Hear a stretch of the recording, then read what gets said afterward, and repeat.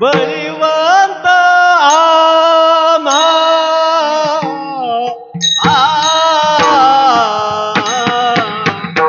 समर्थाचे दास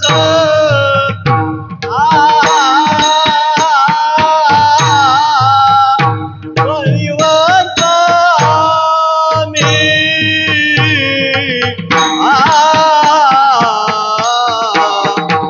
समर्थाचे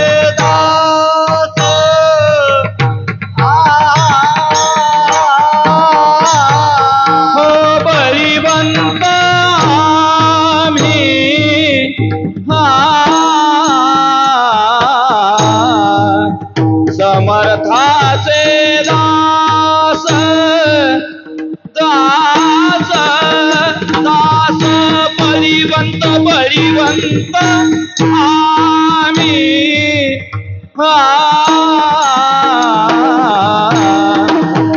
समर्थाचे दास दास बळीवंत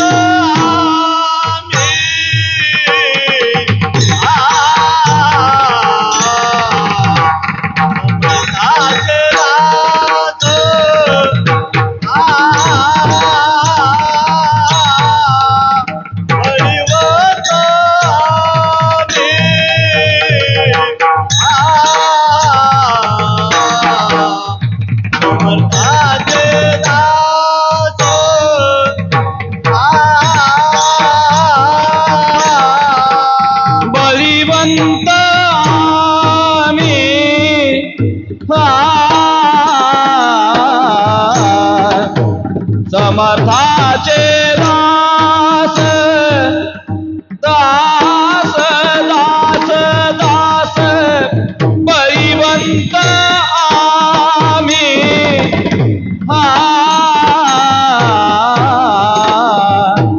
समर्थाचे दास दास दास कालची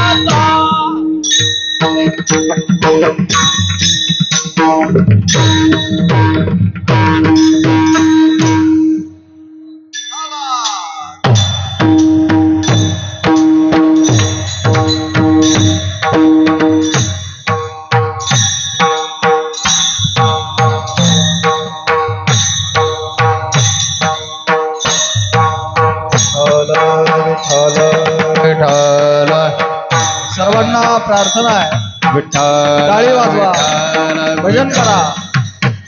वा वा, विठ्ठल विठ्ठल जोरात जोरात जोरात. विठ्ठल विठ्ठल विठ्ठल विठ्ठल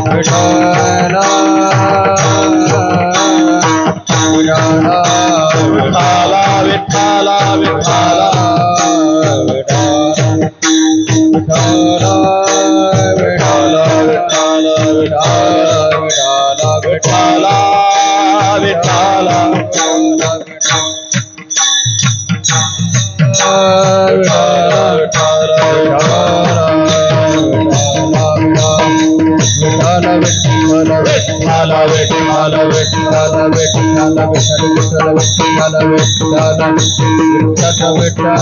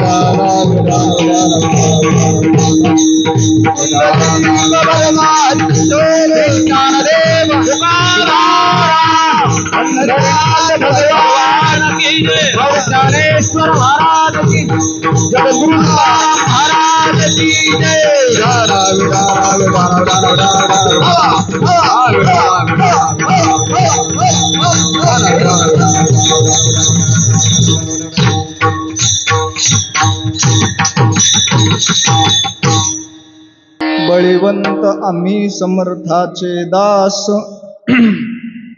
बळीवंत आम्ही समर्थाचे दास, घातली आकाश कळी काळाशी, तेथे माणसाचा कोण आला पाड, उल्लंघोनी जड गेलो आधी, संसाराचे बळी साधिले निधान, मारिले दुर्जन षडवर्ग, तेथे माणसाचा कोण आला पाड, उल्लंघोनी जड गेलो आधी, तुका म्हणे एक उरला धरिता ठाव, तुका म्हणे एक उरला धरिता ठाव, एर केले वाव तृणव्रत, तेथे माणसाचा कोण आला पाड, उल्लंघोनी जोड गेलो आधी, पांडुरंगा करू प्रथम नमन, पांडुरंगा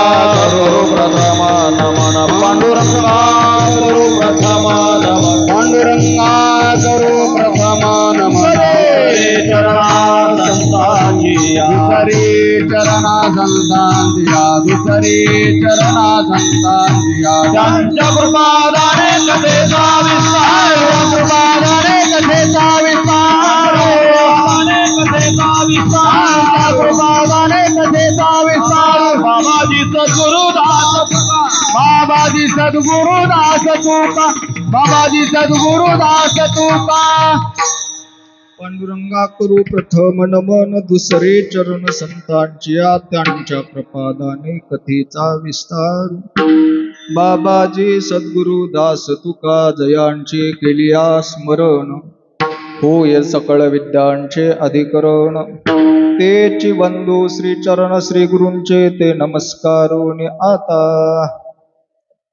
आता उपाय वनवसंतु, जो आज्ञेचा आहे वतंतू, अमूर्तची परिमूर्तो कारुण्याचा. नमो सद्गुरु तुकया ज्ञानदीपा, नमो सद्गुरु सच्चिदानंद रूपा, नमो सद्गुरु भक्त कल्याण मूर्ती, नमो सद्गुरु भास्करा पूर्ण कीर्ती. सेवेलागी सेवक झालो, सेवेलागी सेवक झालो, सेवक झालो, सेवेलागी सेवक झालो.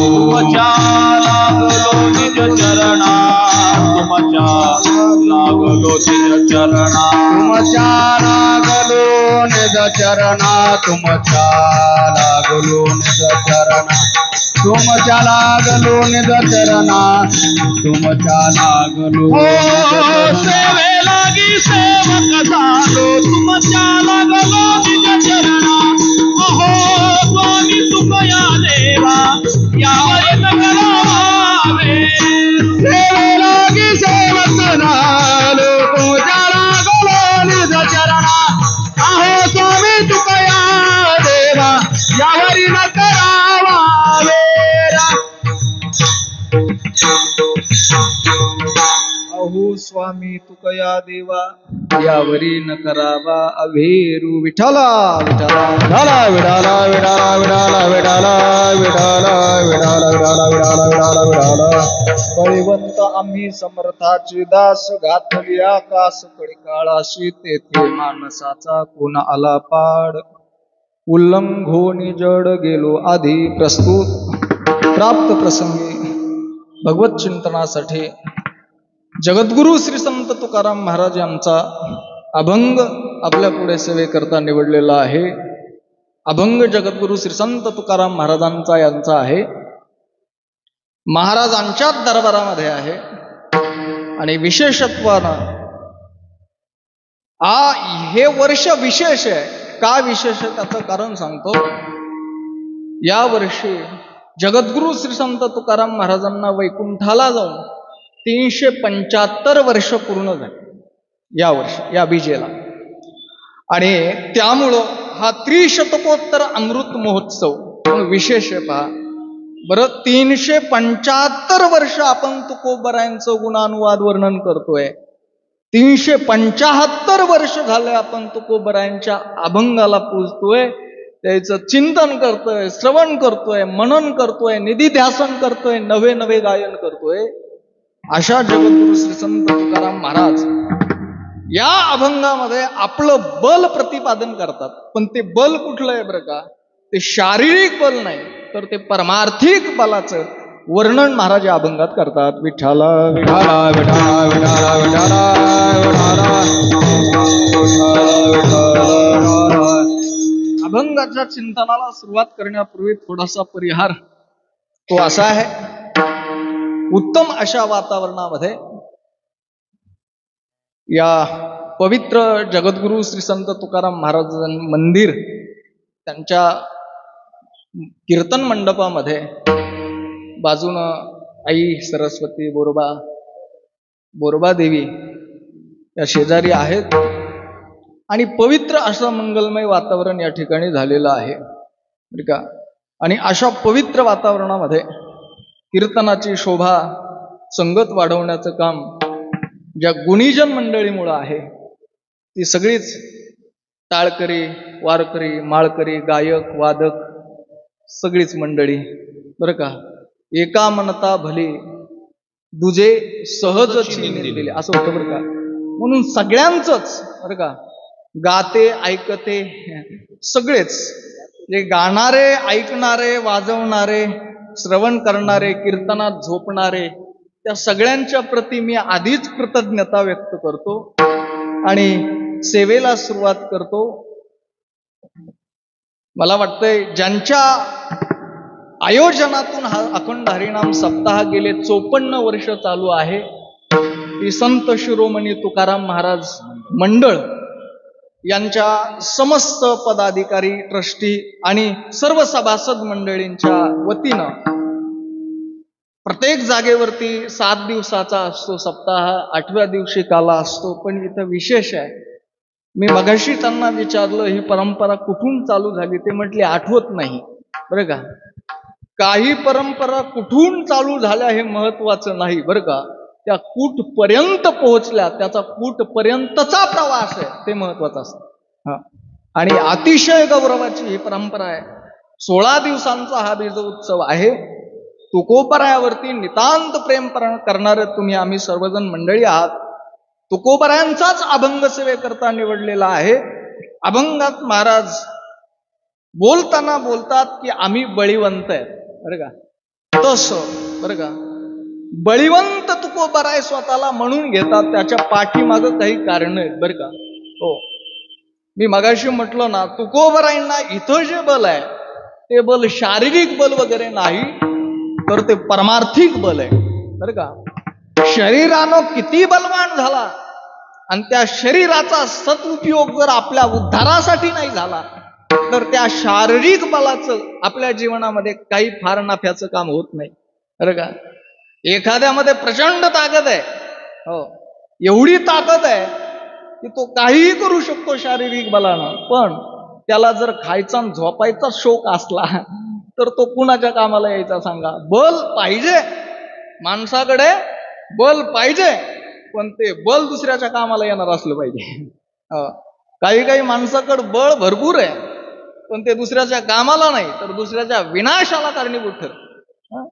काही लोक दुसऱ्याच्या कामाला येतच नाहीत महाराज, पण दुसऱ्याचं वाटोळं करण्याला, हो, दुसऱ्याची चांगली कामं ती वाईट कशी होतील याच्यासाठी ते स्वतःचं बल वापरतात बरं का. हो, काहीकडे बौद्धिक बल आहे, अरे बौद्धिक काहीकडे बल आहे, ते बल असं आहे महाराज, त्या बलानं काही चांगल्या गोष्टी झाल्या पाहिजेत. एखाद्याला सद्बुद्धी जर भगवंतानं दिलेली असेल तर त्याच्याकडून चांगल्या गोष्टी होतात, पण एखाद्याकडे जर दुर्बुद्धी असेल तर त्याच्याकडून चांगल्या गोष्टी होणार नाही. आणि म्हणून महाराज एके ठिकाणी चिंतन करत असताना असं चिंतन करतात, मला बळ दे, माझ्याकडे बळ असलं पाहिजे, पण ते सद्बुद्धीचं असलं पाहिजे, दुर्बुद्धीचं असलं नाही पाहिजे. एके ठिकाणी महाराज बोलतात, पहा, दुर्बुद्धी ते म्हणा कदा नुपजो नारायणा. दुर्बुद्धी देवा आमच्याकडे देऊ नको. का? कारण दुर्बुद्धीचं बल आमच्याकडे जर जास्त झालं तर आम्ही त्यानं काही लोकांचं चांगलं करू शकणार नाही, उलट त्या दुर्बुद्धीनं अनेकांचं वाईटच केलेलं आहे. मी फार काही प्रस्तावनेत अडकणार नाही. आपल्याला जर फार काही जर उत्तम उदाहरण काही द्यायचे असतील पुराणाची, किंवा चला रामायणामध्ये प्रसंग आहे, रामायणातलं उदाहरण द्यायचं तर दुर्बुद्धी असणारी जी कैकेयीची दाशी आहे, तिचं नाव काय हो? मंथरा. काय आहे? मंथरा.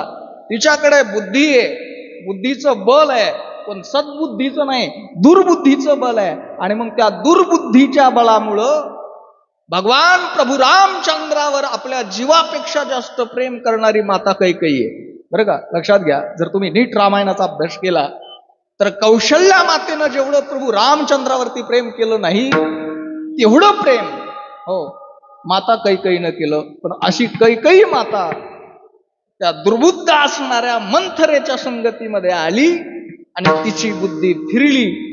दुसऱ्या दिवशी भगवान प्रभू रामचंद्र गादीवर बसणार होते, त्या प्रभू रामचंद्रांना वनवासाला जावं लागलं. हा दुर्बुद्धीचा परिणाम आहे. विठ्ठल विठ्ठल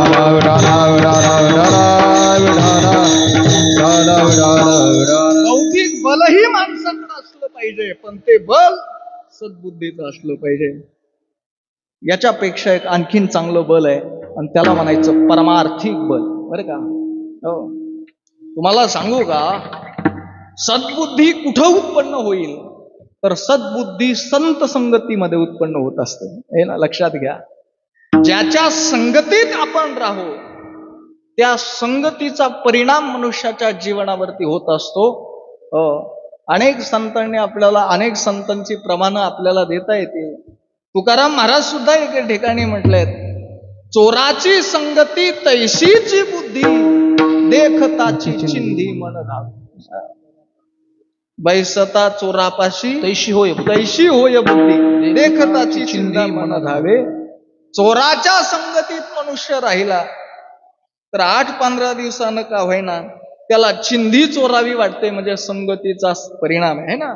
किंवा एके ठिकाणी वाचनात असं आलं, दोहा आहे, संत को संत मिले हो गई दो बात, गधे को गधे मिल गए खा गए दो लात. असं आहे. म्हणून चांगल्याच्या संगतीत राहिलं तर सद्बुद्धीचं काय होईल, वाढ होईल. वाईटाच्या संगतीत राहिलं तर दुर्बुद्धीची वाढ होईल. पण याच्यापेक्षा जर संतांच्या संगतीत राहिलं तर मात्र परमार्थिक बलाची वाढ होईल. विठ्ठल विठ्ठल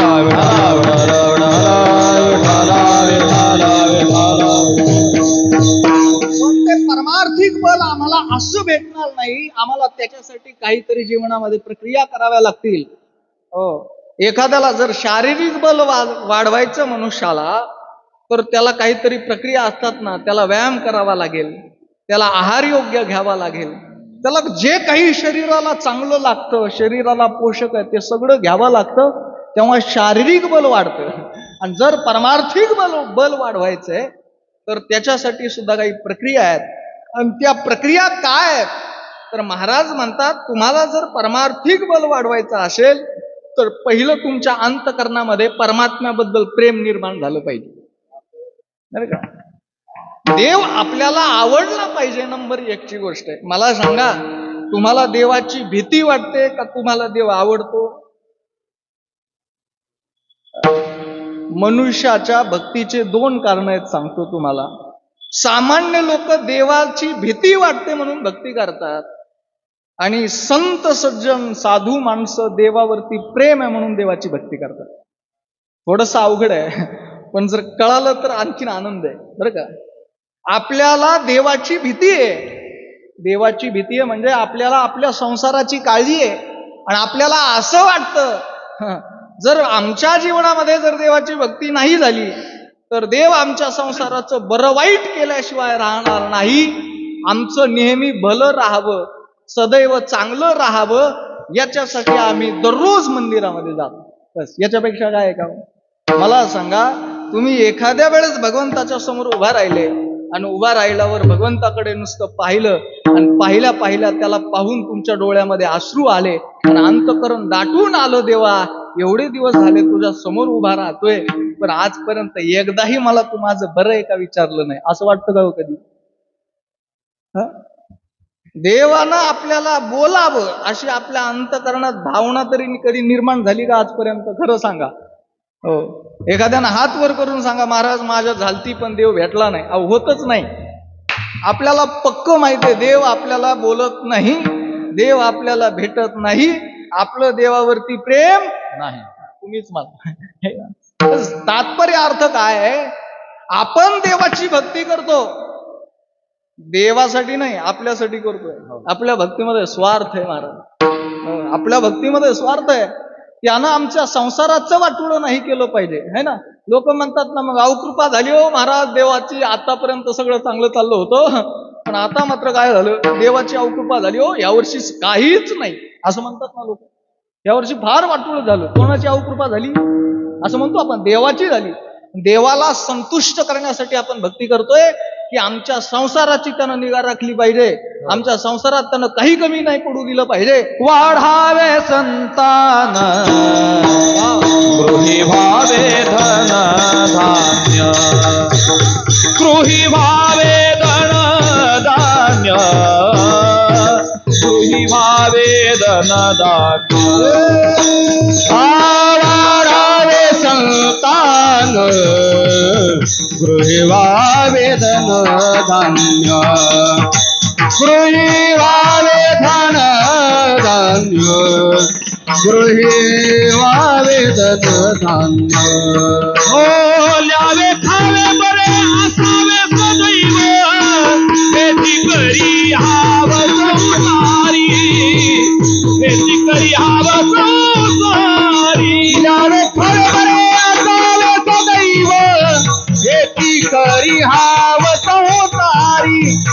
ती करी हाव संसार. वाढावे संतान गृही व्हावे धनधान्य. आमची भक्ती कशासाठी आहे देवा?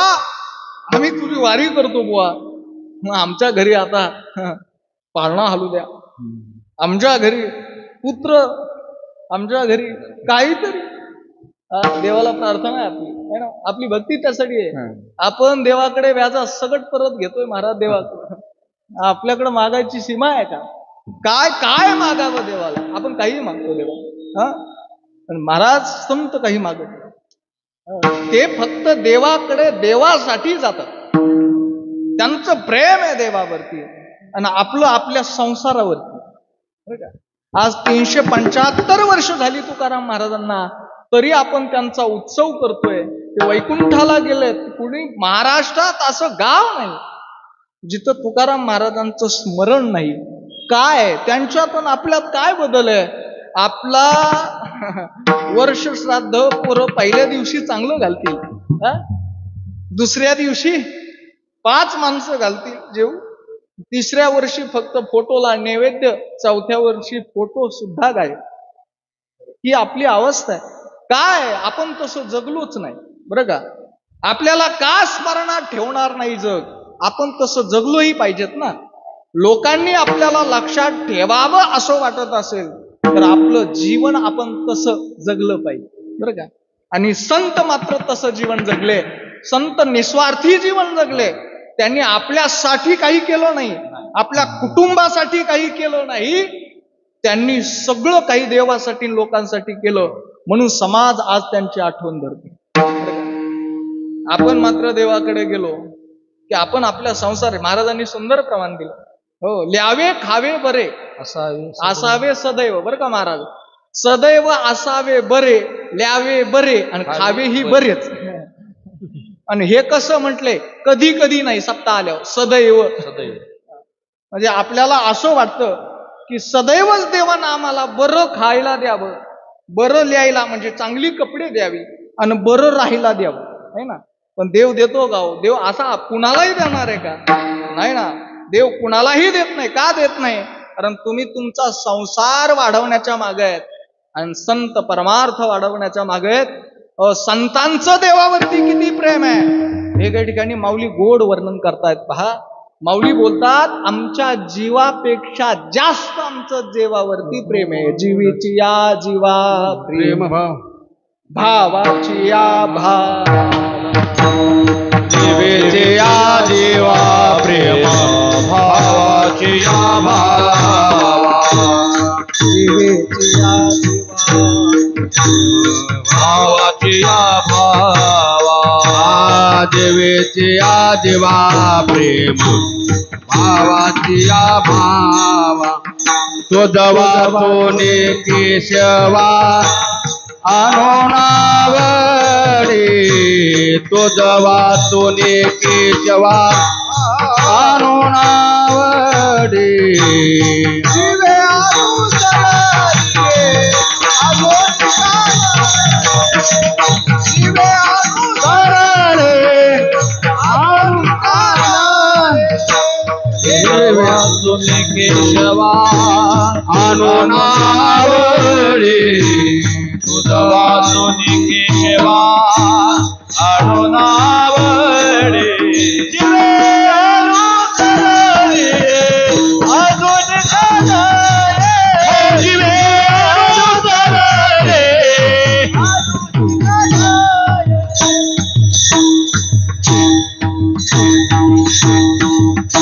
माऊली बोलतात, जीवीची या जीवा प्रेम, भावाची या भावा. तुझ वाचोनी केशवा आणू नावडे. देवा, तुझ्याशिवाय आमच्या जीवनामध्ये आम्हाला दुसरं तू म्हणशील काय आवडतं?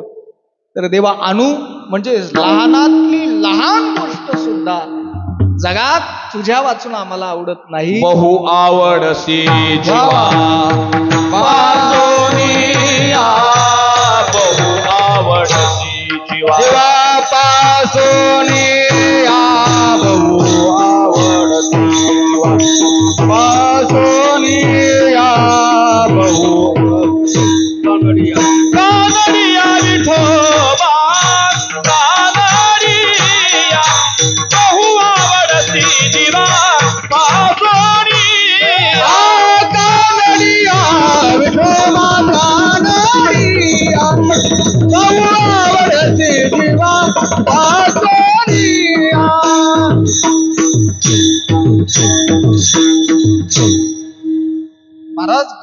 वरदान देतात. का नडिया विठोबा, का नडिया बहु आवडशी. पुढचं महत्वाचं आहे प्रकार, जीवापासून आवडशी, पण कसा, आमच्या जीवापेक्षा कमी नाही म्हटले महाराज, बहु जीवापेक्षा आवडशी.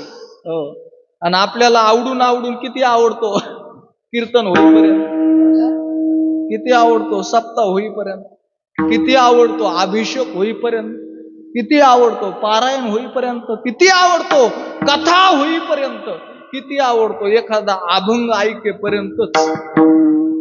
तुकाराम महाराज किंवा संतांना विचारलं देव किती आवडतो महाराज, जीवापासून. आणि म्हटले त्याला जर तुमच्या जीवनातून बाजूला केलं तर, महाराज गोड दृष्टांत देतात पहा, जर त्याला आमच्या जीवनातून बाजूला केलं तर महाराज माशाचा दृष्टांत देतात. महाराज म्हणतात जीवना वेगळी मासोळी, तैसा तुका तळमळी. आमच्या जीवनातून जर देव वजा झाला तर आमचं जीवन कसं आहे म्हटलंय, देवच आमचं जीवन आहे, देवच आमचं जीवन आहे. जसं माशाचं जीवन पाणी आहे, तसं तुकाराम महाराजांचं जीवन काय, विठ्ठल मोचे जीवन, विठ्ठल मोचे जीवन, विठ्ठल मोचे जीवन, आगम निगमाचे स्थान, आगम निगमाचे स्थान, आगम निगमाचे स्थान, विठ्ठल सिद्धीचे साधन, विठ्ठल सिद्धीचे साधन, विठ्ठल सिद्धीचे साधन, विठ्ठल सिद्धीचे साधन. आवडी मात विठ्ठलाची विसावा, विठ्ठल ध्यान विसावा, विसावा. विठ्ठल कुळीचे दैवत, विठ्ठल कुळीचे, विठ्ठल कुळीचे दैवत, विठ्ठल कुळीचे, विठ्ठल कुळीचे दैवत, विठ्ठल कुळीचे दैवत, विठ्ठल कुळीचे दैवत, विठ्ठल कुळीचे दैवत. गोड प्रमाण आहे महाराजांचं, विठ्ठलच आमचं सगळं आहे. अभंग पाहिला तर लक्षात येईल आपल्या, सगळं आमचं विठ्ठलच आहे. विठ्ठल आमुचे जीवन, आगम निगमाचे, विठ्ठल सिद्धीचे साधन, विठ्ठल ध्यान विसावा. तिकडं सगळं विठ्ठल कुळीचे. आता कुठपर्यंत, शेवटचं चरण घ्या आता नाही दुसरी. हो, विठ्ठल बाप माय चुलता, विठ्ठल भगिनी आणि भ्राता, विठ्ठले विन चाड नाही गोता, तुका म्हणे आता नाही दुसरे. आता दुसरं कोणीच नाही, फक्त विठ्ठल आणि विठ्ठल, बरं का. आणि एवढं महाराज त्याच्यावरती प्रेम करतात, त्याचा परिणाम भगवंतानी आपलं बल महाराजांना दिलं. काय व्हावं लागतं देवानं आपल्यावरती. मी तुम्हाला खरं सांगू का, प्रेमाच्या शास्त्र 2 अवस्था सांगतो. हो, प्रेमाच्या 2 अवस्था आहेत. तशा मुख्यतः 3 अवस्था प्रेमाच्या, आणि त्या पहिल्या अवस्थेत 2 राग आहेत. एक पूर्व राग आहे आणि एक उत्तर राग आहे, बरं का. शास्त्र असं चिंतन करतं, आपलं देवावरती प्रेम आहे, बरं का. एखाद्याचं देवावरती प्रेम व्हावं हा पूर्व राग आहे. त्याला वन साइड लव म्हणायचं. काय म्हणजे आपलंच फक्त देवावरती आहे ना, देवाचं आपल्यावरती आहे का, नाही. मग महाराज एवढं त्याच्यावरती प्रेम करावं, एवढं प्रेम करावं. मला सांगा, नामदेव महाराजांनी किती देवावरती प्रेम केलं. 5 वर्षाचे नामदेव महाराज देवाचा नैवेद्य घेऊन मंदिरात गेले. फक्त एवढं नामदेव महाराजांना माहित आहे, आपले वडील, आपले बाबा दररोज देवाला नैवेद्य घेऊन जातात आणि देव त्यांच्या हातचा नैवेद्य खातो. नामदेव महाराजांना माहित होतं का खातो का नाही, पण त्यांना विश्वास आहे, बाबा नैवेद्य घेऊन जातात आणि देव बाबाच्या हातचा नैवेद्य खातो. नामदेव महाराज बाबा घरी नसताना आईने आज्ञा दिली, नामदेवा आज बाबा घरी नाही, नैवेद्य तुला घेऊन जावं लागेल. नामदेव महाराज देवाच्या द्वारामध्ये गेले, देवापुढं ताट ठेवलं, म्हटलंय ब्रह्महार्पणम ब्रह्म हवीर, सगळं श्लोक झाला, वदनी कवळ घेता झालं, पुंडलिक वरदा झालं. म्हणले देवा करा चालू. आता देव खात असतो का? सगळ्याच्या इमानदारीनं सांगा, तुमच्या हातचा एक तरी घास आजपर्यंत देवानं खाल्लाय का? आहे का असा कोणी सद्भाग्यवान ज्याच्या हातानं देव जेवला आहे का? म्हटले कुणी नाही. अहो देव खातच नसतो. आपल्याला कधी वाटलं का देव खातो? म्हणून पहा ना, आपण आपलं शास्त्र, आपले कर्मच फार गमतीचे आहेत. कशाला देव आपल्यावरती प्रेम करील कळत नाही. आपल्याला आपण मोठ्या चपात्या करतो, मोठी प्लेट, देवाला एवढीच प्लेट आहे, एवढाच ग्लास आहे, आणि देवाला म्हटले पोळी केली तर किती आहे महाराज? आपल्या गावाकडे केवढ्या पोळ्या करतात नैवेद्याच्या? असली एवढी. मला सांगा हे का करतोय आपण? आपल्याला माहित आहे देव जेवतच नाही म्हणून. बरं का? नामदेव महाराजांना माहित नाही. नामदेव महाराज पुरणाची पोळी, वरती तूप टाकलंय, दूध घेऊन गेलाय. देवा तुम्हाला जेवावं लागेल. माझ्या बाबाच्या हातचं दररोज जेवता ना तुम्ही, आज माझ्या हातचं तुम्हाला जेवावं लागेल.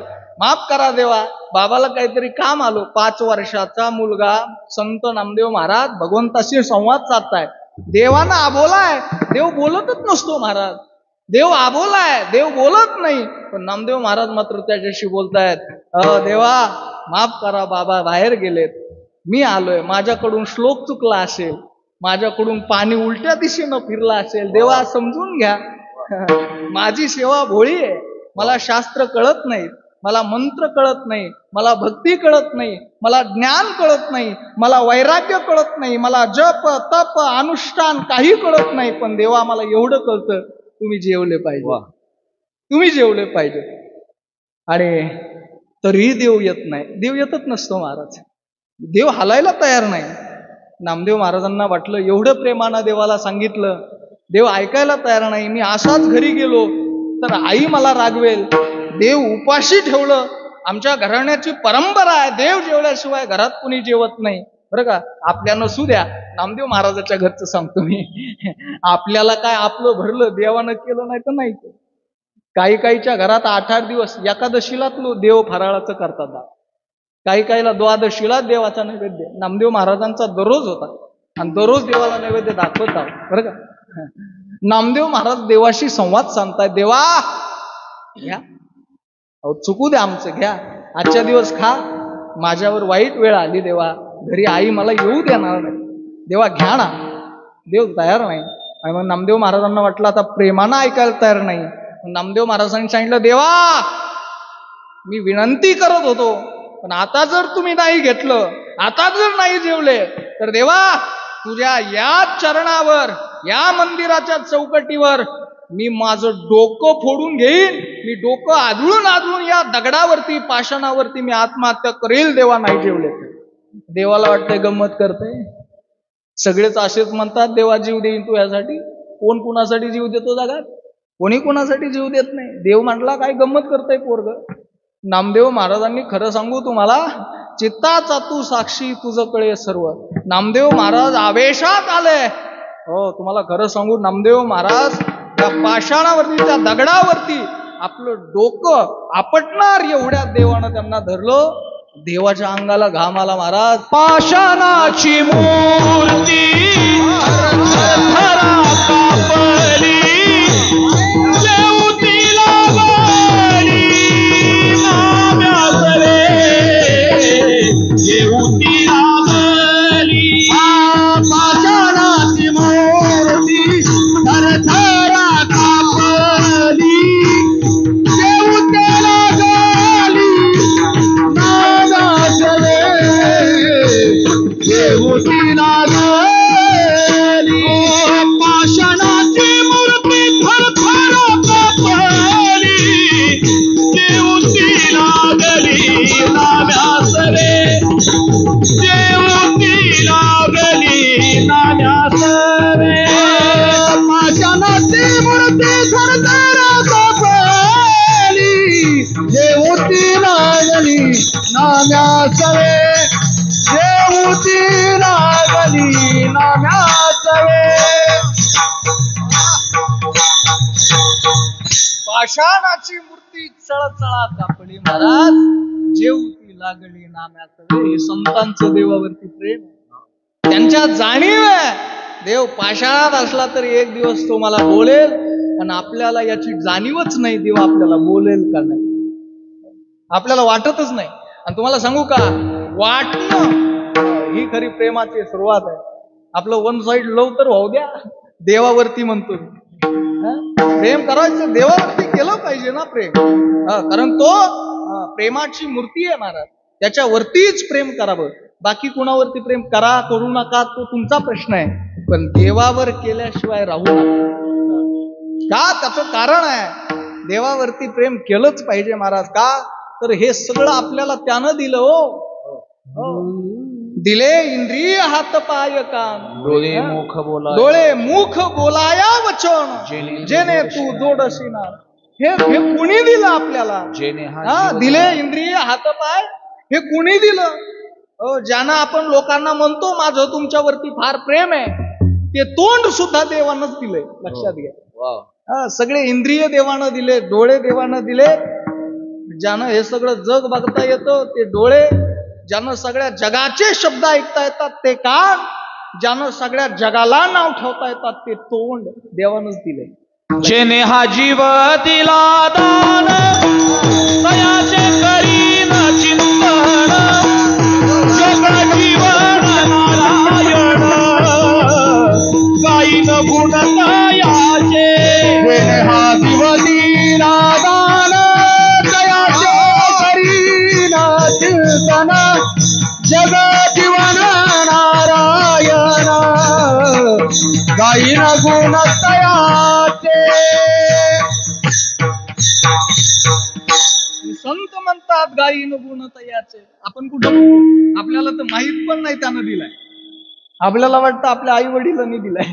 आई वडील माध्यम आहे, पण देणारा तो आहे ना. त्यानं सगळं जीवन दिलं, त्याचं आपण भजन केलं पाहिजे. संत मात्र त्याचं भजन करतात. देवानं त्यांच्यावरती प्रेम करू द्या नाही तर न करू द्या, पण संत त्याच्यावरती प्रेम करतात. आणि कसे प्रेम करतात? देह जावो अथवा राहो, पांडुरंगी दृढ भाव. कसा भाव आहे? म्हणजे आमचा देह त्या भक्ती मार्गामध्ये पडला तरी चालेल, पण आम्ही त्या देवावरचा विश्वास कमी होऊ देणार नाही. आणि भक्तीतलं पहिलं सूत्र आहे, त्याला म्हणायचं, प्रेमातलं पहिलं सूत्र आहे त्याला म्हणायचं विश्वास. तुम्हाला माहित आहे, ज्यांना प्रेम टिकवायचंय, लौकिकामध्ये असू द्या नाही तर परमार्थामध्ये असू द्या, देवावरती परमार्थात प्रेम कसं करत असाल तर देवावरती विश्वास, आणि संसारात प्रेम करत असाल तर कुटुंबावरती विश्वास ठेवलाच पाहिजे. तुम्हाला सांगू, विश्वास तो करी स्वामीवरी विश्वास सत्ता करायला लावणार आहे. केवढा विश्वास संतांचा देवावरती आहे महाराज. तुकाराम महाराज म्हणतात, आता तुझ कळेल ते करी, तारीशी तरी तारी मारी, जवळी अथवा दुरी धरी, घाली संसारी अथवा नको. देवा तुला जे करायचं ते कर, आमचा तुझ्यावरती विश्वास आहे. आम्ही पिछे हटणार नाही, आम्ही मागे हटणार नाहीत. आणि हे खरं प्रेमाचं पहिलं लक्षण आहे महाराज. आपण ज्याच्यावरती प्रेम करतो ते किती करावं? महाराज बोलतात एवढं करावं की त्याचा दास बनावं. दास. तुम्हाला दासाचं वर्णन सांगू का? दास कशाला म्हणायचं सांगू? ज्यांना स्वतःचं जीवनच नाही त्यांना दास म्हणायचं. विठ्ठल विठ्ठल.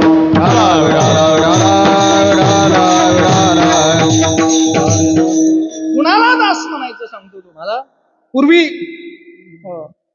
राजाच्या एखाद्या मुलीचं लग्न झालं की त्या मुलीसोबत काही दासी राजा पाठवून द्यायचा. दासी पाठवून द्यायचं. त्या दासीचं काय काम आहे? म्हणजे त्यांचं एकच काम आहे, त्या राजकन्येला जे काही कमी पडेल ते त्यांना तिला द्यायचं. तिच्याशीच तिच्या सुख यांची, दासांची सुखदुःख ही स्वतःची सुखदुःख नाही. ती राजकन्या रडायला लागली की त्या रडल्या पाहिजे, राजकन्या हसायला लागली की त्या हसल्या पाहिजे, राजकन्याला भूक लागली की त्यांनी खायला आणून दिलं पाहिजे. सगळी कामं राजकन्याची करायला पाहिजेत. राजकन्या झोपल्यावर हिनं झोपायला पाहिजे, आणि राजकन्या उठायच्या अगोदर हिनं उठून आवरून बसलं पाहिजे. म्हणजे स्वतःचं त्यांना संसार म्हटलं, त्यांचा संसार नाही, त्यांचं मरेपर्यंत आयुष्य सेवेमध्ये जातं. याला दास म्हणायचं. तुकाराम महाराज म्हणतात, आमच्यावरती देवाने प्रेम केलं, उगाच केलं नाही. अगोदर आम्ही त्याच्यासाठी बलिदान काय दिलं? आमचं जीव त्याच्यासाठी बलिदान दिला, आणि आम्ही त्याचं दास्यत्व पत्कारलं. आणि ते दास्यत्व पत्कारल्यामुळे दासाचे तू हित करीतोसी, आणि मग त्याचं दास झाल्यामुळे त्यानं आमचं हित केलं. परिणाम आम्हाला एवढं बळ दिलं त्या बलाचा परिणाम आता आम्ही कास घातली ती कळी काळाशी अभंगाचं पहिलं चरण. बळीवंत आम्ही झालो नंददास, बळीवंत आम्ही समर्थाचे दास, बळीवंत आम्ही समर्थाचे दास, बळीवंत आम्ही समर्थाचे दास, बळीवंत आम्ही समर्थाचे दास, बळीवंत आम्ही समर्थाचे दास, बळीवंत आम्ही समर्थाचे दास, बळीवंत आम्ही समर्थाचे दास, घातली आकाश कळी काळाची, घातली आकाश कळी काळाची, घातली आकाश कळी काळाची, तेथे माणसाचा कोण आला पार, तेथे माणसाचा कोण आला पार, तेथे माणसाचा कोण आला पार, तेथे माणसाचा कोण आला पार. हो घातली आकाश कळी काळाची, घातली आकाश कळी काळाची, कळी काळाची, तेथे माणसाचा कोण आला पार, तेथे माणसाचा कोण आला पार, तेथे माणसाचा कोण आला पार, तेथे माणसाचा कोण आला पार. बळीवंत आम्ही पण कुणाचे दास, म्हणजे समर्थाचे. कुणाचं म्हणजे दास व्हायचंय पण कुणाचं झालं पाहिजे, कुणाचं दास होऊन चालणार नाही. एखादा दुर्बलाचा दास झाला तर काय उपयोग आहे सांगा. दास व्हायचंय पण कुणाचं व्हा, जो बलवान आहे त्याचं. कुणाचं होऊन चालणार नाही ना. आणि आमचा समर्थ भगवान परमात्मा कसा आहे तर बळीया माझा पंढरीराव, जो या देवांचाही देव. सगळ्या देवाचा देव जर कोण असेल तर तो आमचा पंढरीनाथ आहे. आणि तो समर्थ आहे. या जगतातली सगळ्या शक्ती त्याच्यापाशी आहे. म्हणून समर्थ जे करी ते न होय चराचरी. महाराज समर्थ कुणाला म्हणायचं. तुका म्हणे आले समर्थाचे मना तरी होय राणा रंक त्याचा. एका क्षणार्धामध्ये रंकाचं राव आणि रावाचा रंक करतो त्याला समर्थ म्हणायचं. समर्थाचे घरी सकळ संपदा, समर्थाचे घरी सकळ संपदा, समर्थाचे घरी सकळ संपदा, समर्थाचे घरी सकळ संपदा. नाही तुटी कदा कासयाची, नाही तुटी कदा कासयाची, नाही तुटी कदा कासयाची, नाही तुटी कदा कासयाची.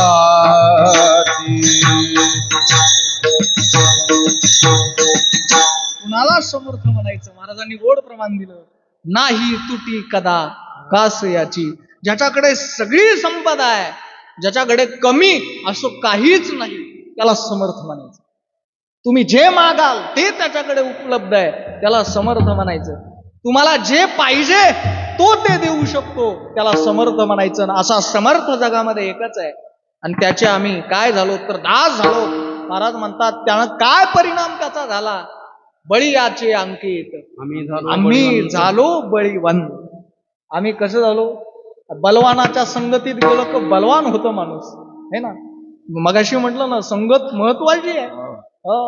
मोठ्याच्या संगतीत गेलो की मोठे विचार होतात महाराज, आणि वाईटाच्या संगतीत गेलो की वाईट विचार. पतन उद्धार संगाचा महिमा त्याजावे आधमा संत सेवी, त्याजावे आध सेवी भक्ताचा महिमा संघाचा महिमा त्या जावे आदमा संत सेवी त्या जावे आदमा संत सेवी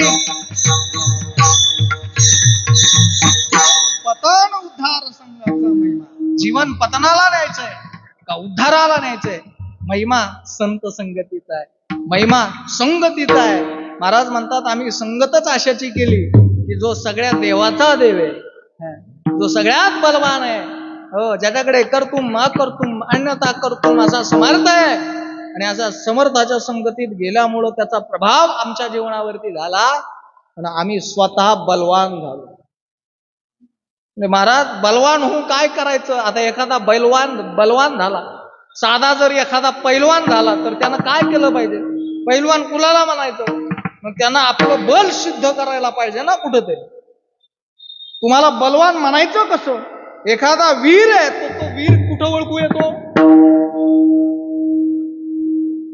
घरात 4 तास गप्पा मारल्या पठानं कशाच्या युद्धाच्या म्हणलं अशी तलवार फिरवायची असा दांडपट्टा चालवायचा म्हटलं युद्धात म्हणून असं करायचं म्हटलंय 100 शत्रू म्हटले धडा वेगळे त्याचे शिर होऊस तर माघारी फिरणार नाही आता वीर आहे मी मग त्याला म्हटले चला महाराज युद्ध तयार आहे पुढं गणिम आलेला आहे द्या याच्या हातात तलवार एका हातात धार हा निघाला आणि मग तो म्हणायला लागला तुम्ही लढा म्हणायले पण आता लढू कशाला तो म्हणला असं कसं तुझ्या हातात काय दिलं म्हणला हातात दिलं त्याच्यामुळं तर हात गुंतले ढाल तलवारे गुंतले हे कर म्हणे मी झुंजार कैसा झुंजवा तो काय म्हणतो आता म्हटला पहा कमालच झाली तुमची एका हातात ढाल दिली एका हातात तलवार दिली आता दोन्ही हात गुंतले लढायचं कशानं मग त्याला असा मूर्खा ते लढायसाठीच दिलंय अशाला वीर म्हणायचं का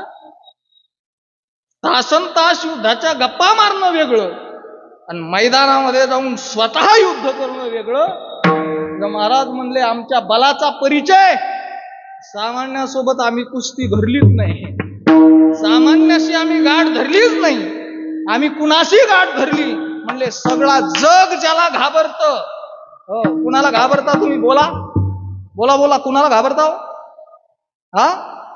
कुणाला घाबरता तुम्ही पोलिसाला कुणाला घाबरता सगळं जग घाबरतं महाराज एकाच गोष्टीला त्याला म्हणायचं काळ कशाला घाबरतं मरणाला कशाला घाबरतं हो मरायची भीती वाटते ना महाराज म्हणून लोक किती म्हातारे झाले तरी मरणापासून दूर पळतात सगळ्याचे एकच हवे की काळानं मला कधी गवशीलच नाही पाहिजे काळानं मला कधी सापडवलंच नाही पाहिजे लोकांना सगळं काही कमवायचंय संपत्ती कमवायची आहे संपदा कमवायची आहे सत्ता कमवायची ती एका गोष्टीसाठी आहे त्यांना असं वाटतं काळ आमच्याकडे येणारच नाही बुवा म्हणून हे सगळं कमावतायत लोक पहा याच्यात गुरफटलेत ना लोकायला तुम्हाला सांगू आपल्याला मरणाची आठवणच नाही तुकाराम महाराज म्हणले काय मूर्ख माणसं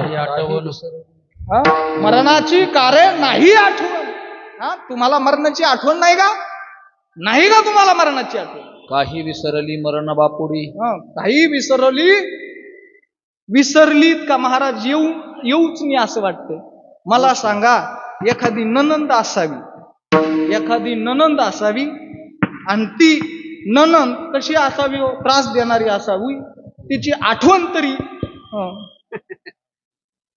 तिच्या भाऊजाईला येईल का हो बरं जाऊ द्या सोपच सांगू द्या आपल्याला कोरोनाची आठवण काढली तरी भीती वाटते का नाही म्हणून लोक आठवण काढीतच नाहीत एखादा तो विषय बदलणं म्हणतात अहो काय महाराज बदला तो विषय कशामुळं मरण चांगलं असतं तर लोक जवळ गेले असते मरण वाईट आहे म्हणून लांब पळतायत बरं का दादा तुम्हाला खरं सांगू मरण वाईटच आहे तुम्ही किती पळा तुम्हाला सापडवतच ते सापडवणारच आहे किती पळा गरुड महाराज आईला पाठीवर घेऊन किती पळाला हो 7 समुद्राच्या पलीकडे गेला महाराज गरुडाची गोष्ट माहिती आहे ना तुम्हाला गरुड माहिती आहे ना तुम्हाला कुणाचं वाहन आहे विष्णुदेवाचं वाहन आहे भगवान विष्णूंचं वाहन गरुड एका दिवशी देवाला ड्रॉप करून परत येत होतं बरं का देवाला वैकुंठाला सोडून परत येत होतं आणि परत येता येता त्याला यमराज भेटले दोघांचा जे हरी झाला म्हटले काय चाललंय यमराज म्हणजे काय नाही, आमचं एकच काम आहे, खाली जायचं, हिसका द्यायचा, घेऊन यायचं, आम्हाला दुसरं काय काम आहे. म्हणले आता जोर ओव्हर टाईम करावं लागायला, म्हणजे कोविडचा काळ आहे, ओव्हर टाईम करावं लागायला. आणि ते म्हटले म्हणजे तुम्हाला कळतं का हो मरण गिरण? ते म्हणजे हो, आमच्याकडे डायरीच आहे, कोणाचं कुठं पहा ना, मग ज्याचं जेवढं आयुष्य आहे महाराज तेवढंच, हो, त्याच्या पुढे एक पळ, एक घटका, एक निमिष तो जगू देत नाही. यमाला आयुष्य कळतं महाराज.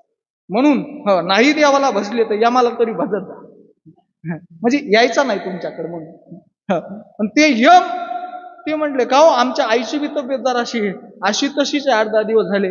आमच्या आईचं कळतंय का? ते म्हटले काय नाही, परवा दिवशी मंगळवारी सकाळी सकाळी सूर्य उदयाच्या वेळीच तुमच्या आईला घ्यायला आम्ही येणार आहे. आता हे ऐकल्यावर गरुडाला वाईट वाटलं. म्हणला पण मी गरुड आहे ना, अहंकार आहे, मी विष्णूचं वाहन आहे. त्यानं सांगितलं अडचण नाही. म्हणले झालं, जे हरी गडबडीत घरी आला. आईला म्हणला आई जेवण घेऊन घे. पोटभर आईला जेव घातलं. गरुडानं आईला पाठीवर घेतलं. महाराज हो, पार 7 समुद्राच्या पलीकडे एका डोंगराच्या कपारीच्या गुहेमध्ये त्या गरुडानं किती प्रवास करत होता नॉनस्टॉप, माहितीये गरुड तुम्हाला? हो, आज कोण वार आहे? रविवार आहे ना. रविवारी संध्याकाळी निघलेला गरुड मंगळवार होईपर्यंत प्रवास करत होता. मंगळवारी सूर्योदय होण्याच्या वेळेला गरुडानं आईला उतरवलं आणि यमानं कपारीत जे हरी त्याला घातलं. ते म्हणले असं कसं, तुम्ही तर घरी न्यायला येणार होते. ते म्हणले नाही, मी इथंच न्यायला येणार होतो, फक्त विचार असा होता तिला इथपर्यंत कोण आणून घाली. बरं का, आपल्याला वाटतं आपले सगळी सोयरी आपल्याला यमापासून दूर नेतात. यमापासून दूर नेत नाहीत दादा, यमाकडे नेतात. बरं का, मरणाच्या यमाकडे नेतात. हो, आणि मग तो यम तो दया दाखवत नाही महाराज. हो, मग तो काय करतो? नाही त्या यमाशी करुणा. तो कसा आहे म्हटले, तो निर्दयी आहे. म्हटले बरं का निर्दयी? त्याचं कामच ते दादा. हो, ते काय करतात म्हणले, मारिती तोडीती, मारिती झोडीती तोडीती निष्ठूर. मारतात, झोडतात, तोडतात, पण कसं प्रेमानं नाही दादा, निष्ठूरपण. यमाचे किंकर बहुसार. आणि म्हणून अशा यमाचा अख्ख्या जगाला धाक आहे, जगा काळ खाय. महाराज माथा दिला पाय. पण अशा यमाची आम्ही काय केलं, त्याला म्हटले ये आमच्यासोबत 2 हात करून दाखव. सगळ्या जगाला हरवलं ना, आम्हाला हरवून दाखव तर आम्ही तुला बलवान म्हणू. घातली आकाश कलिकालावरी घातली कास, एक एका हुनी बळी रे. कलिकालावरी घातली कास, एक एका हुनी बळी रे. कलिकालावरी घातली कास, एक एका हुनी बळी रे. कलिकालावरी घातली कास, एक एकावानी बळी रे. संत कसे म्हणले, एक एकाहुनी बळी रे. आणि काय बळी म्हणायचं? त्यांनी कळी काळावर कास घातली. कळी काळाला ताब्यात आणलं. नुसतं ताब्यात आणलं का? महाराज तुकाराम महाराजाला काळोबा असा भ्यायचा यम. बर का, तुम्हाला खोटं वाटेल दादा, तुकाराम महाराजाला असा यम भ्यायचा. हो, दररोज सकाळी सलामी द्यायला तुकाराम महाराजाच्या घरी त्याला यावं लागायचं. तुकया घरी रावत सो, तुकया घरी रावत सो, तुकया घरी रावत सो, तुकया घरी रावत सो. गुलाम सलाम करी, तुकया घरी रावत सो, तुकया घरी रावत सो, तुकया घरी रावत सो. बाळ गुलाम सलाम करी, तुकया घरी रावत सो, तुकया घरी रावत सो, तुकया घरी रावत सो. म्हणले काळ गुलाम. गुलाम काय करतो म्हणले, त्याला सलाम करावा लागतो. सलाम करी कोणाच्या? तुकया घरी. तुकाराम महाराजाच्या घरी सलामी द्यायला काळ यायचा दादा. आपल्या घरी आला तर तो सलामी देत नाही दादा, एखाद्याला नीट घेऊन जातो. आणि तुकाराम महाराजाच्या घरी असं नव्हतं. हो, काळ थरा थरा कापायचा. नाम घेता कापेय तुकाराम महाराजाचं नुसतं नाम घेतलं तर यम कापतो महाराज. एवढा तुकोबारायांचा अधिकार आहे. मग तुकोबाराय म्हणतात, अरे ज्यांनी काळाला हरवलं, ज्यांनी सगळं जग ज्याला घाबरतं त्याला ज्यांनी हरवलं, त्यांच्या पुढे चिल्लर बाकीच्या लोकांची काय कथा आहे. अभंगाचं दुसरं ते मानसाचा कोण आला पाड, ते मानसाचा कोण आला पाड, तेथे मानसाचा कोण आला पाड, तेथे मानसाचा कोण आला पाड, तेथे मानसाचा कोण आला पाड, तेथे मानसाचा कोण आला पाड, तेथे मानसाचा कोण आला पाड, तेथे मानसाचा कोण आला पाड, उल्लंघुनी जर गेलोधी, उल्लंघुनी जर गेलोधी, तेथे मानसाचा कोण आला पाड,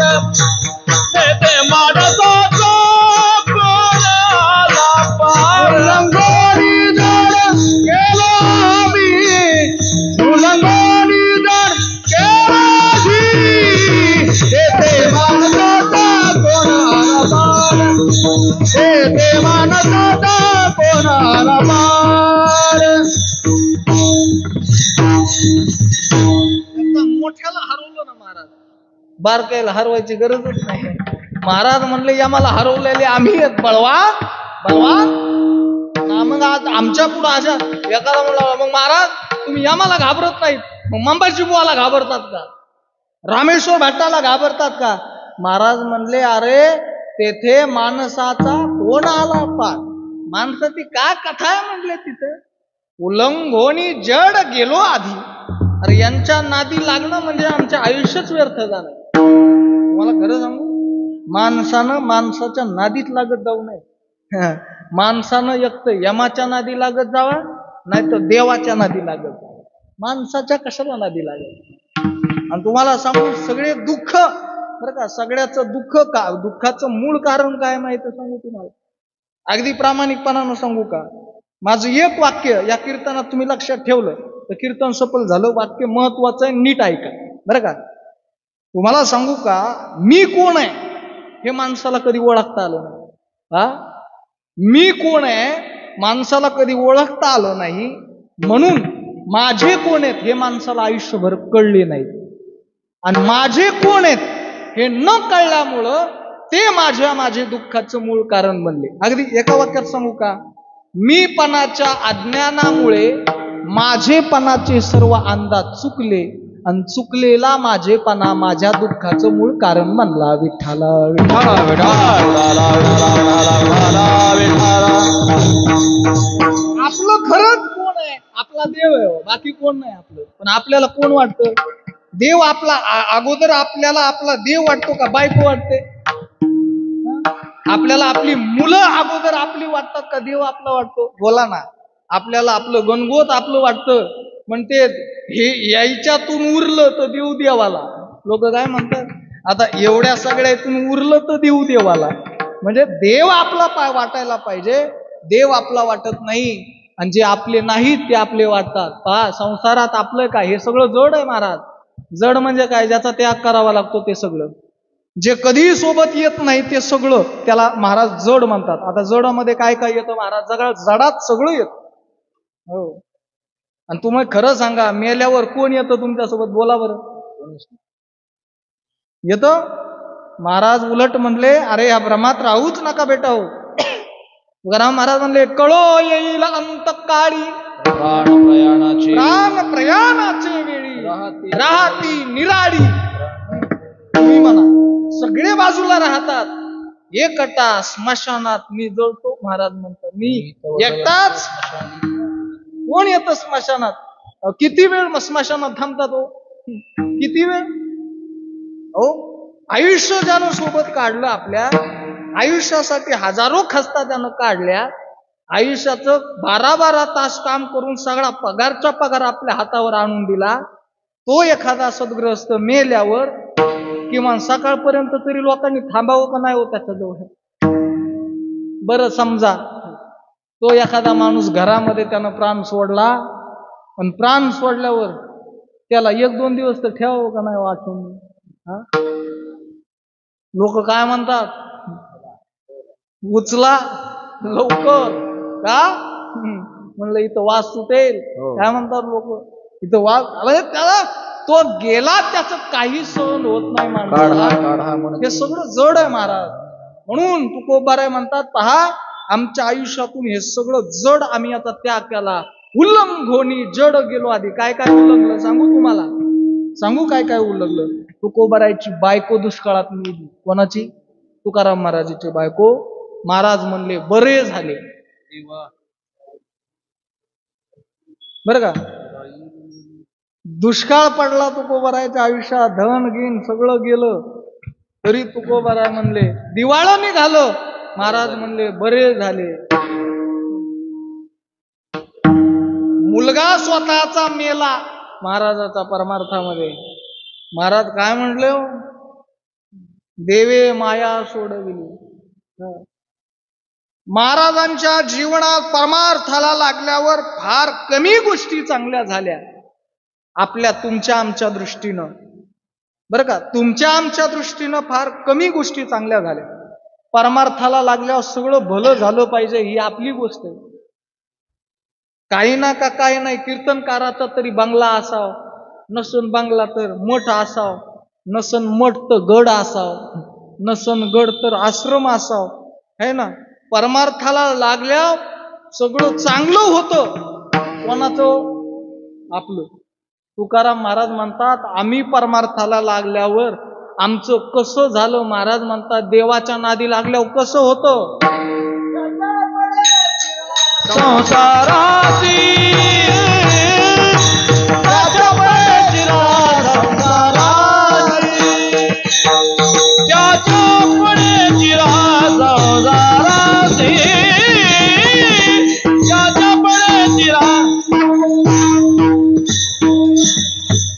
देवाची ती खूण आला ज्याच्या घरा, त्याच्या पडे चिरा संसाराशी. तुकाराम महाराज म्हणतात, आमच्या संसाराचं सगळं वाटुळ झालं. किती वाटुळ झालं. कोपला पाटील गावीचे हे लोक आता मज भीक कोण घाली. सगळं गेलं धनासोबत आमचं, पण आम्हाला दुःख झालं नाही. का दुःख झालं नाही? हे सगळं एक दिवस जाणारच होतं हे आम्हाला माहित आहे. म्हणून या जडत्वाच्या आम्ही नादी लागलो नाही. उल्लंघोनी जड गेलो आधी. महाराज म्हणले, अहो देवानं तुमच्यावरती तुकाराम महाराज प्रेम करावं, देवानं तुम्हाला बल द्यावं, याच्यासाठी तुम्ही काहीतरी केलं असेल ना. देव भेटावा त्याच्यासाठी तुम्ही काहीतरी केलं असेल ना. उगच का आम्हाला देव कसा भेटत नाही. आम्ही दररोज काकड्याला आहेत, किलोचे टाळ पाव किलोवर आले तरी देव आम्हाला भेटत नाही.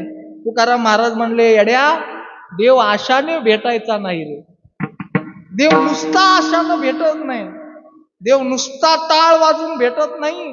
देव नुसता टाळ्या वाजून भेटत नाही. देवाला भेटण्यासाठी काय करावं लागतं. महाराज अभंगाच्या 3ऱ्या चरणात सांगतात, संसाराचे बळी साधिले निदान, संसाराचे बळी साधिले निदान, हो संसाराचे बळी साधिले निदान,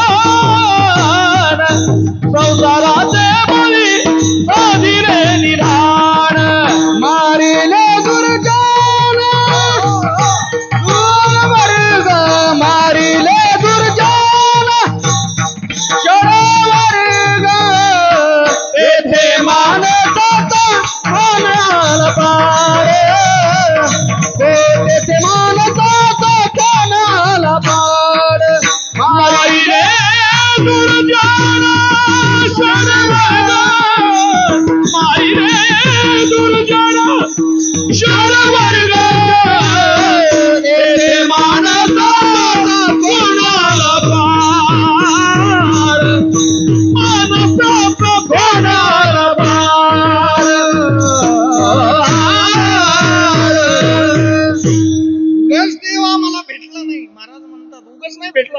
आम्ही काय केलं? आम्ही बळी दिला. बळी कुठला बळी दिला? काय बळी दिलं? तुम्हाला सांगू, काही प्राप्त करायचं असलं बळी द्यावा लागेल ना. पण तुकाराम महाराज काय तुम्हाला सांगू का, बळी द्यायचा ना तुम्हाला. आता हजारो लोक बळी देतात पहा. कुणाचा बळी देतात? दुर्बलाचा. कुणाचा देतात हो? दुर्बलाचा. बकर, कोंबडी हे दुर्बल आहेत महाराज. तुम्हाला बळ द्यायचा आहे ना बळी, तर महाराज म्हणतात तुम्ही बळी द्या, पण आम्ही द्याला तो द्या. कुठला बळी महाराजांनी दिला? म्हणजे जो सगळ्यात बलवान आहे, ज्यानं सगळ्या जगाला फसवला असा संसार आहे, या संसाराचा बळी द्या देवाला. आणि हे देणं होतं का हो? संसार बळी दिला. तर याचे दोन अर्थ तुम्हाला सांगू शकतो बरं का. लौकिक अर्थानंही आध्यात्मिक अर्थाने. या शरीरालाच संसार म्हणतं शास्त्र, आणि हे शरीरच देवाला बळी दिलं. जीव दिला आम्ही, त्याच्या पायावर जीव दिला. हा संसार वाहू, हा संसार देवाचा, बरं का. आणि दुसऱ्या अर्थानं सांगू तुम्हाला, सगळं संसाराचं वाटुळं झालं अहो. ज्यांच्या घरी एवढी संपदा होती, एवढी सावकारकी होती, अशांचा मुलगा, अशांची पत्नी अन्न अन्न करिता मरावी, हा बळीच दिलेला आहे. एक स्त्री अन्न अन्न करिता मेली. महाराज स्वतःच्या घराची अवस्था सांगतात. काय आमच्या घरी महाराज काही राहिलंच नाही देवाच्या नादी लागल्यावर. महाराज म्हणतात जाऊ पुढती भिके पुत्री. आता वॉचमेन नाही, पहिले वॉचमेन होते, आता वॉचमेन नाही. आता कोण आहे? गावातले मोकाट कुत्रे आमचं घर आहे. हो, तुम्हाला सांगू का अवस्था आहे. तुकाराम महाराजांनी वाहू हा संसार देवाचा. आपल्याला संसारातली एखादी गोष्ट देवाला वाहू वाटत नाही, एवढी आपली वस्तुस्थिती. वाहू वाटते का? नाही ना. पण तुकाराम महाराजांनी त्या संसारात, आपल्याला संसारातली वस्तू वाहू वाटत नाही, पण तुकाराम महाराज म्हणतात आम्ही संसारच देवाला वाहून टाकला. संसाराचा बळी दिल्यामुळंच संसाराचे बळी साधिले निदान. काय साधलं महाराज बळी देऊन? निधान. आणि निधान कोण आहे? निधान एक पांडुरंग परमात्मा. त्यासाठी काय केलं महाराजांनी? महाराज म्हणतात 6 दुर्जन प्रत्येकाच्या आयुष्यात आहेत, माझ्याही आयुष्यात आहेत. 6 दुर्जन आहेत. कुठले दुर्जन आहेत? म्हणले विकार. प्रत्येकाच्या आयुष्यात विकार आहेत ना, षड विकार.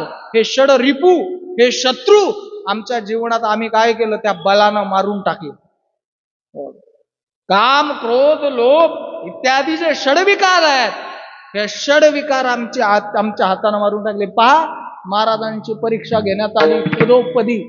तुम्हाला सांगू, सत्य माणसाच्या परीक्षा घेतल्या जातात. खऱ्या माणसाला क्षणाक्षणाला परीक्षा द्यावी लागते. तुकाराम महाराजांचं नाव वाढू लागलं त्या काळात. तिथल्या काही लोकांना पचलं नाही. तुकाराम महाराजांचं नाव वाढतं म्हणजे काय? अरे आम्ही वेद पाठ केले, आम्ही श्रुती, आम्ही एवढा अभ्यास केला, दशग्रंथ आम्ही पाठ केले, आमचं कीर्तन ऐकत नाही लोक, आणि तुकाराम महाराजांचं कीर्तन ऐकतात म्हणजे काय? म्हटले मग महाराजांना फसवलं पाहिजे. एखाद्याचं नाव बदनाम करायचं, मग काय करायचं? म्हटले असं एका स्त्रीला पैसे दिले आणि तिला सांगितलं बघ तुकाराम महाराजांना भुलवण्याचं काम कर. मग महाराजांकडे ती स्त्री येऊन महाराजांना भुलवण्याचा प्रयत्न करू लागली. पण ते काय आजकालची पोरं होती का? ते तुकाराम महाराज होते. तुकाराम महाराजांनी त्या स्त्रीला नमस्कार केला आणि सांगितलं, जाई ओ तू माते न करी सायास, आम्ही विष्णुदास तैसे न हो. परस्त्रीला मातेचा दर्जा देणारे तुकोबार आहेत, लक्षात घ्या. आणि मी तुम्हाला सांगू का, फार कीर्तन नाही समजले तरी चालेल, कीर्तनातल्या 2-4 गोष्टी समजल्या पाहिजे. आणि त्याच्यातली ही महत्वाची गोष्ट आहे. आज ज्या जगामध्ये आपण वावरत आहोत, आज क्षणोक्षणाला, दिवसाला ज्या ब्रेकिंग न्यूज आपण पाहतोय, ज्या धक्कादायक घटना आपण पाहतोय, या समाज भरकटलेला आहे. आणि या भरकटलेल्या समाजाला संतांच्या विचाराची गरज आहे. परस्त्रीला माता समजणाऱ्या तुकोबारायांच्या तत्वज्ञानाची गरज आहे. हो, तुकोबरायांचं जीवन पहा.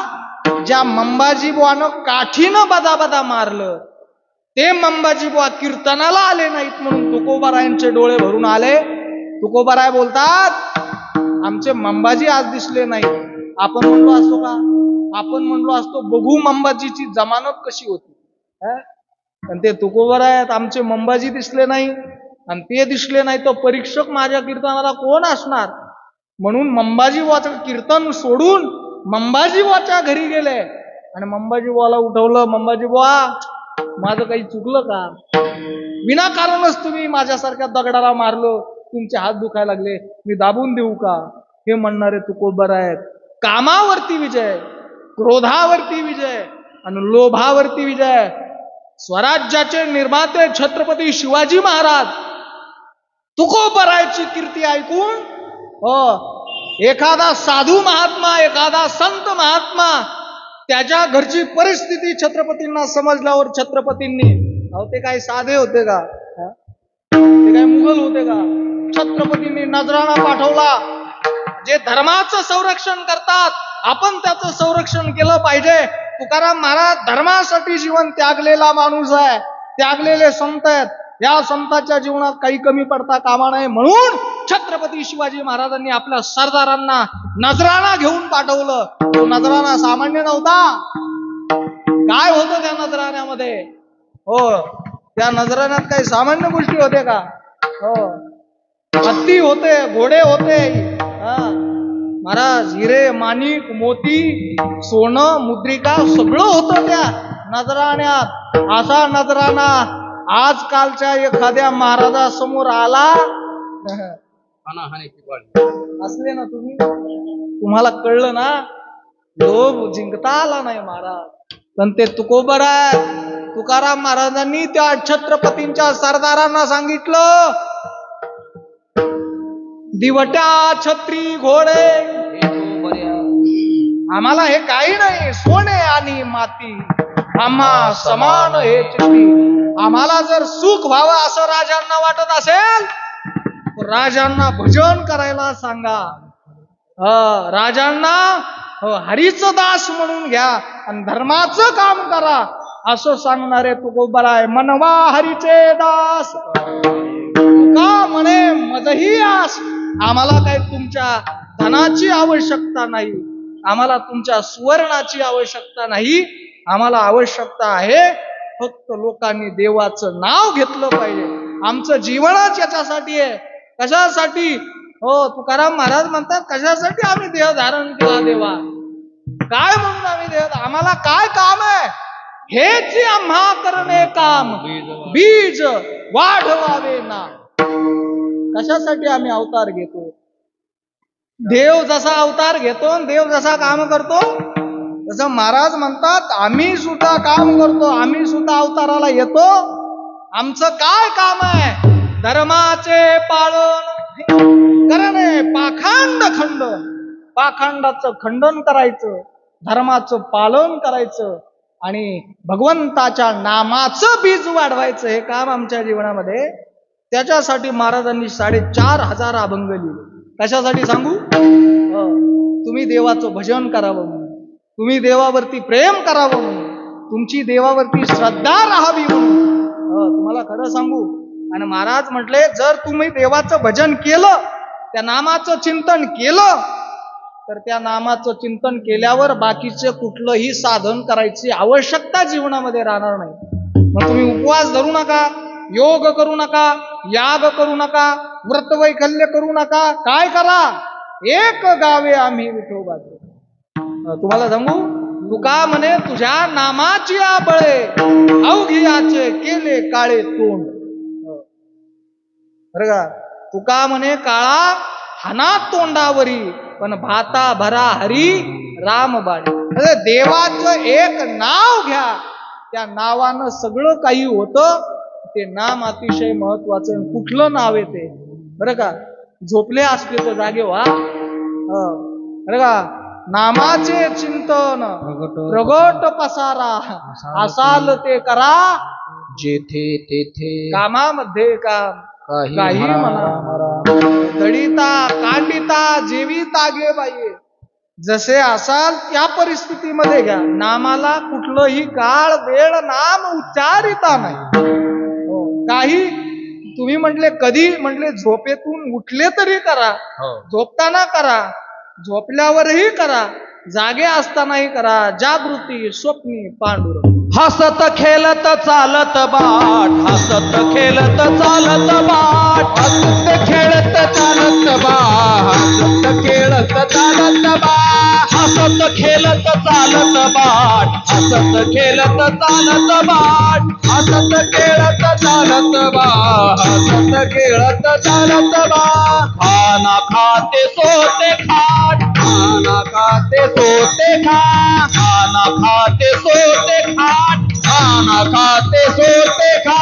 हसत खेळत चालत बाट, हसत खेळत चालत बाट, हसत खेळत चालत बाट, हसत खेळत चालत बाट. हसत खेळत चालत बा, हसत खेळत चालत बा, हसत खेळत चालत बा, हसत खेळत चालत बा.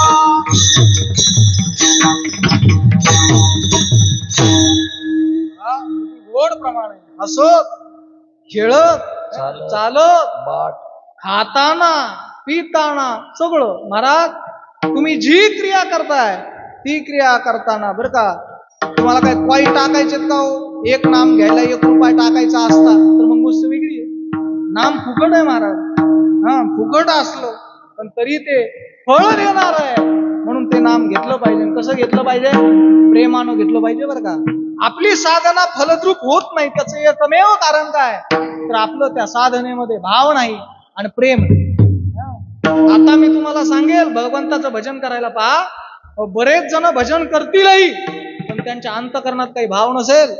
त्यांना वाटतं महाराजांनी सांगितलं म्हणून काही टाळी वाजवतात, काही आपल्याकडे शूटिंगचा कॅमेरा आहे म्हणून टाळी वाजवतात, काही लोक शेजारचा काय म्हणतील म्हणून टाळी वाजवतात. म्हणून आपली साधना फळ देत नाही. देवा तुम्हाला वाटतंय ना देवाने तुमच्यावर कृपा करावी, देवाने तुमच्या सोबत बोलावं, देवाने तुमच्या सोबत खेळावं, तर काय करा? फक्त अंतकरणापासून प्रेम भावानं भगवंताचं एकदा भजन करा माझ्याचे. हो, मोठ्या प्रेमाने एकदा सगळे. मी हात वर करा असं म्हणणार नाही. वर केल्यावर त्रास होतो माणसाला आणि नाम साधना त्रास देणारी नाही बरं का. नाम साधना कशी आहे मी मागाशी सांगितलं, कसंही का होईना हो बरं का. लागून या पाया विनवितो तुम्हाला, करे टाळी बोला मुखी नाम, हातानं टाळी आणि मुखानं नाम. एवढी साधना देवाला तुमची आवडली की निश्चितपणानं देव तुम्हाला भेट दिल्याशिवाय राहणार नाही. विठोबा रघुमाई, विठोबा रघुमाई, जय जय विठोबा रघुमाई. सर्वांनी प्रेमानं भगवंताचं नाव संकीर्तन. जय विठोबा रघुमाई, विठोबा रघुमाई, जय जय विठोबा रघुमाई, जय जय विठोबा रघुमाई, विठोबा रघुमाई, जय जय विठोबा रघुमाई, विठोबा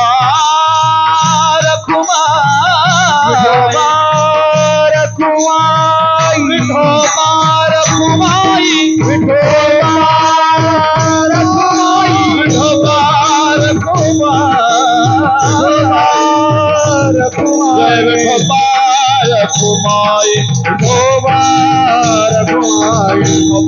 रघुमाई, जय विठोबा रघुमाई, विठोबा रघुमाई, विठोबा रघुमाई, जय जय विठोबा जय विठोबा रघुमाई, रघुमाई, विठोबा रघुमाई,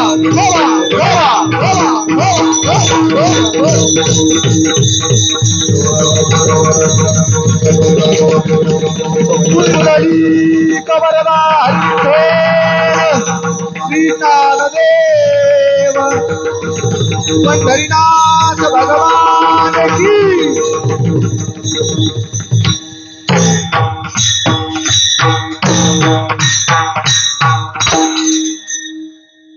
बरं का महाराज, असं दररोज व्हावं बरं का. सप्त्यापुरतं नाही बरं का. असा आनंद दररोज आपल्याला मिळावा बरं का. ह्याला भजनानंद म्हणतात. काय म्हणतात? आणि असा आनंद एकदा भजनात प्राप्त झाला, तुम्हाला सांगू का, हे सुख विटणार नाही. विटे ऐसे सुख नोहे भक्ती रस, पुढता पुढती आस सेवा. बरं का, संसारातलं सुख कमी कमी होत जातं आणि परमार्थातलं सुख वाढत वाढत सुख घडोघडी वाढू लागलं है ना. म्हणून असं वाढावं सुख, याच्यासाठी तुम्हाला दररोज भजन करावं लागेल. तुकाराम महाराज म्हणतात आम्ही आयुष्यामध्ये ते केलं. हो, त्याचा परिणाम आता संसाराचा बळी दिला, षड विकार मारून टाकले. एक जण म्हणला, महाराज आता तुमच्या आयुष्यात काही उरलंय का करायचं? महाराज अभंगाच्या शेवटच्या चरणात तुका म्हणे उरला धरिता ठाव, तुका म्हणे उरला धरिता ठाव, तुका म्हणे उरला धरिता ठाव, तुका म्हणे उरला धरिता ठाव.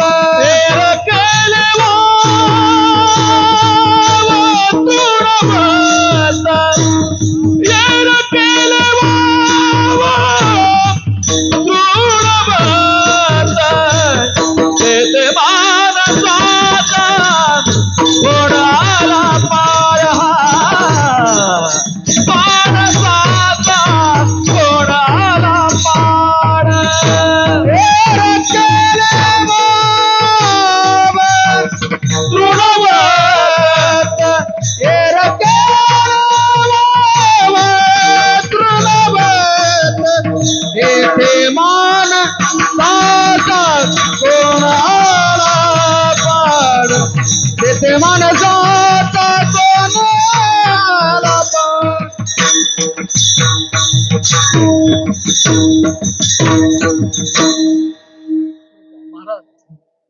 माझी अशी इच्छा आहे बरं का, मला सवय पण आहे बरं का, आपल्या मराठवाड्यात चालते.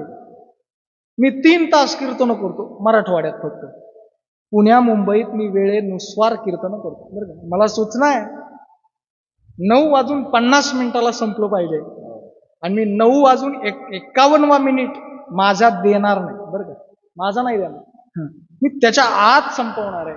तुकाराम महाराज शेवटच्या चरणात म्हणतात आमच्या जीवनात आता दुसरं काही राहिलं नाही, एकच राहिलाय, एक उरला. काय? एकच उरलाय, धरिता ठाव. आता आम्ही त्याला धरायला आहे. काय ठाव? आम्ही कुठं पोहोचलो आता?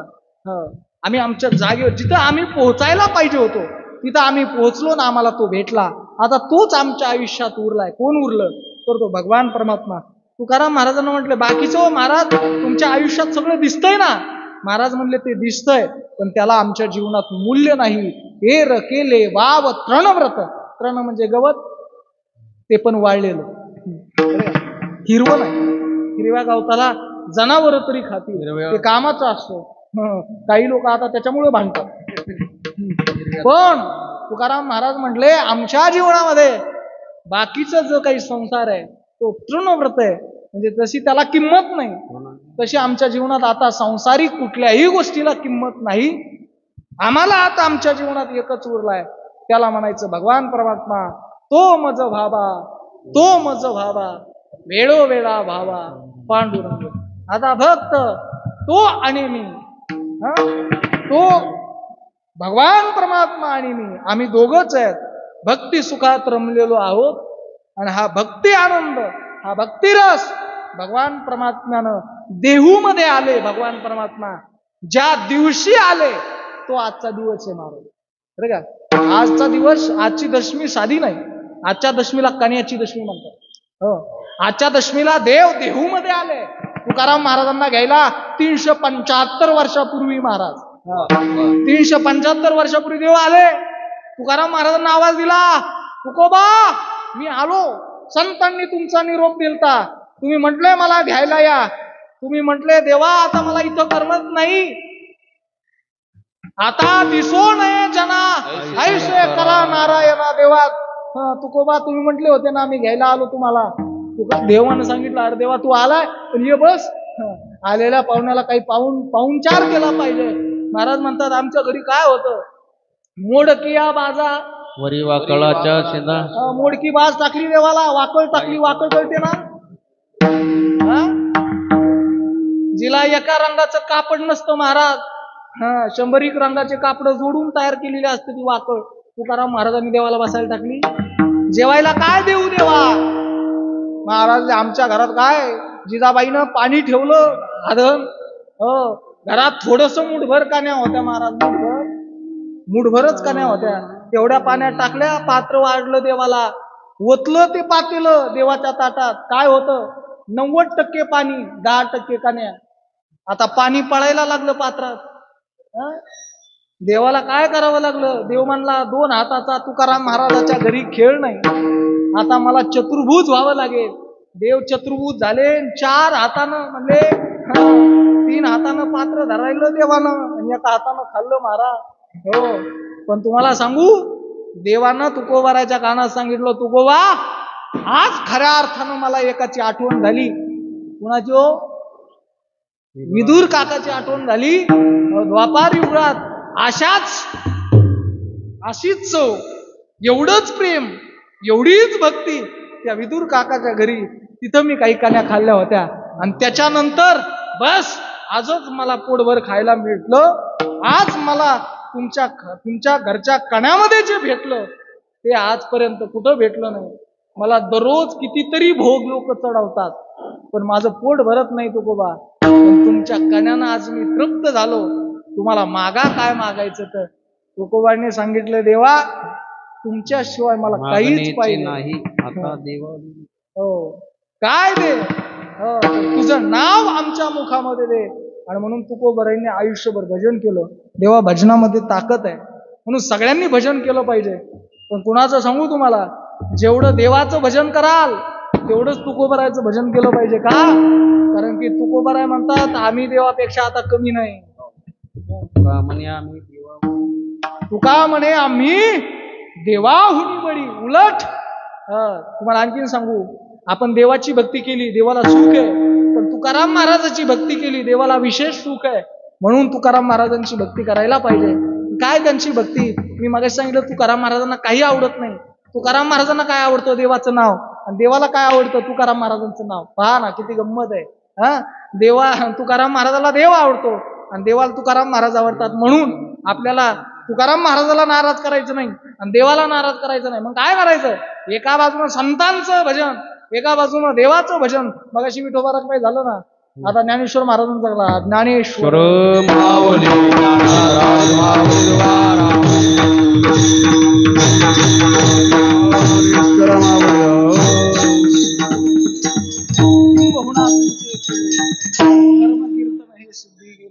माझी जी उरले पायिक पण पायाच्या प्रसादी काही बोलिलो विनोदे मज क्षमा करणे संती नोहे अंगी भूते युक्ती नवे हा उपदेश तुमचे बडबडिलो शेष तुमच्या कृपेचे पोसणे जन्मोजन्मी तुका म्हणे. माझं काही नाही, पण माझ्यासारख्या पतिताकडून तुकाराम महाराजांनी एवढं 2 तास वरून घेतलं बरं का. तसं आमचा काही अधिकार नाही, पण देहूमध्ये राहून तुकाराम महाराजांची काही सेवा आमच्या वाट्याला आली, आमच्याकडून घडली. मला वाटतं त्याचाच आशीर्वाद आहे की मी काहीतरी वचन तुकाराम महाराजांचे अभंगाचे मी बोलू शकतो. सगळं चुकलेलं माझ्या बुद्धीचा दोष आहे आणि उरलेलं बरोबर ते सगळं संतांचं आहे, त्यांचं आहे. म्हणून तुम्ही ते ऐकलं पाहिजे. आमचं ऐकू नका, पण संतांचं ऐकल्याशिवाय राहू नका. एकदा तुकाराम महाराजांचं मोठ्या प्रेमाने माझ्यासोबत भजन करा. तुकाराम तुकाराम तुकाराम तुकाराम